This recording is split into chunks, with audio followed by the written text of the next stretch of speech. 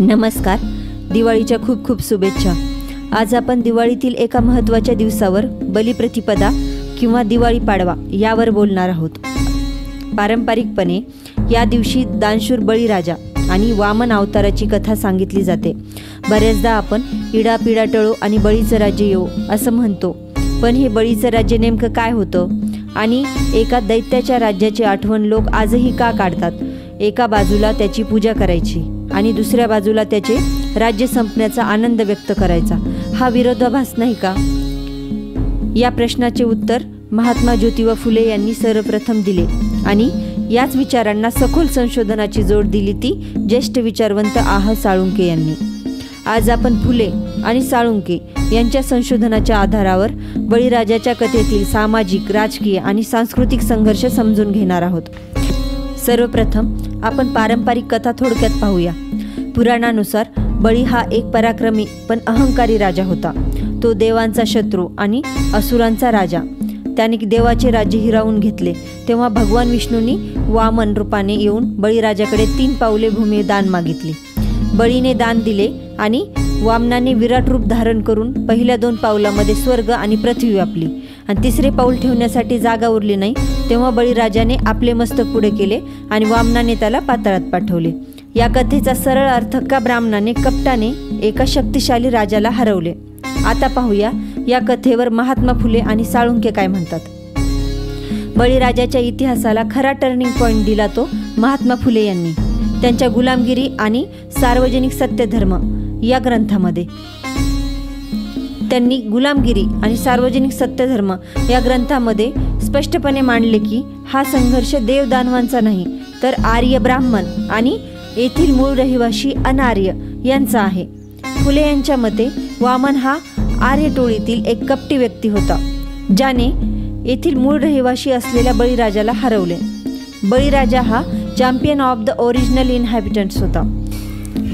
फुले यांनी गुलामगिरी ग्रंथात स्पष्टपणे लिहिले आहे की ब्राह्मण हे बाहेरून आलेले आर्यन इंटरलोपर्स होते, ज्यांनी येथील शूद्र आणि अतिशूद्रावर अत्याचार केला. सार्वजनिक सत्यधर्म या ग्रंथात फुले सांगतात, आर्यन ब्राह्मण, आर्यन क्षत्रिय आणि आर्यन वैश्य यांनी एकत्र येऊन बळीच्या भूमीवर आक्रमण केले आणि येथील मूळ क्षत्रियांचे म्हणजे शूद्रांचे प्रभुत्व नष्ट केले. याचा अर्थ बळीराजा हा येथील समतावादी व्यवस्थेचा प्रतीक होता, जी ब्राह्मणी वर्चस्वामुळे नष्ट झाली. बळीराजाच्या पराभवानंतरही त्याचा गौरव कसा टिकून राहिला? याचे उत्तर आहे दिवाळीच्या एका महत्त्वाच्या दिवशी, दिवाळीच्या 3ऱ्या किंवा 4थ्या दिवशी म्हणजेच बलिप्रतिपदा या दिवशी बळीराजाची पूजा केली जाते. बळीराजाला पाताळात पाठवल्यानंतर त्याला वर्षातून एकदा पृथ्वीवर येण्याची परवानगी मिळाली, अशी एक पारंपरिक कथा आहे. पण ब्राह्मणेतर अभ्यासकांच्या मते यामागचा अर्थ वेगळा आहे. हा सण म्हणजे बळीराजाचा पराभव विसरून तो आपल्या मूळ लोकांसाठी परत येतो याचे प्रतीक आहे.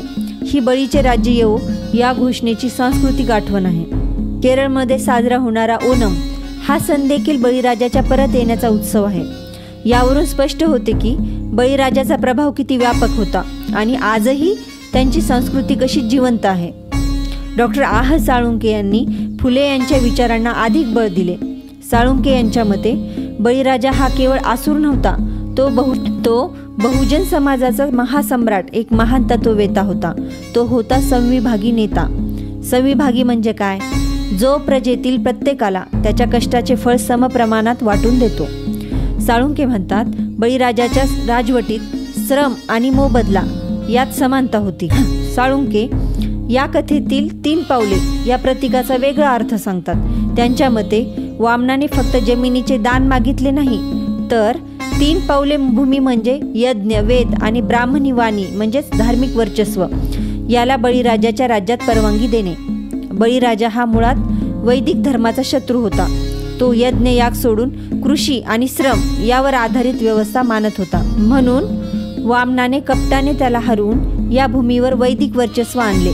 हा केवळ सत्ता बदल नव्हता, तर ती एका संस्कृतीवर दुसरी संस्कृती लादण्याचा प्रक्रिया होती. डॉक्टर साळुंखे यांच्या वैदिक धर्मसूत्रे आणि बहुजनांची गुलामगिरी या ग्रंथात बळीराजाला खलनायक ठरवण्याचे ब्राह्मणी परंपरेचे 2 उद्दिष्टे होती. राजकीय उद्दिष्ट हे होतं की येथील मूळ क्षत्रिय शूद्र राजांना बाजूला सारून स्वतःची सत्ता प्रस्थापित करणे आणि दुसरं त्यांचं उद्दिष्ट होतं सांस्कृतिक, ते म्हणजे समता आणि श्रमाला महत्त्व देणारी बळीराजाची संस्कृती नष्ट करून यज्ञ, कर्मकांड आणि जातीवर आधारित विषम संस्कृती स्थापित करणे. तर मित्र आणि मैत्रिणींनो, बळीराजा हा केवळ एक राजा नाही, तो एक विचारधारा आहे. महात्मा फुले यांनी गुलामगिरीमधून जी क्रांतीची मशाल पेटवली तिला डॉक्टर आह साळुंखे यांनी बळीवंशसारख्या ग्रंथातून सखोल संशोधन आणि ऐतिहासिक आधार दिला आहे. हा दृष्टिकोन आपल्याला आपल्या इतिहासाकडे एका नव्या दृष्टीने पाहायला शिकवतो. या विषयावर तुमची मते काय आहेत? बळीराजाबद्दल तुम्ही काय विचार करता हे आम्हाला कमेंटमध्ये नक्की सांगा. हा व्हिडिओ जास्तीत जास्त लोकांपर्यंत शेअर करा, जेणेकरून त्यांना बळीराजाचा खरा इतिहास कळेल. भेटूया लवकरच एका नव्या विचारासह. जय बळीराजा. धन्यवाद.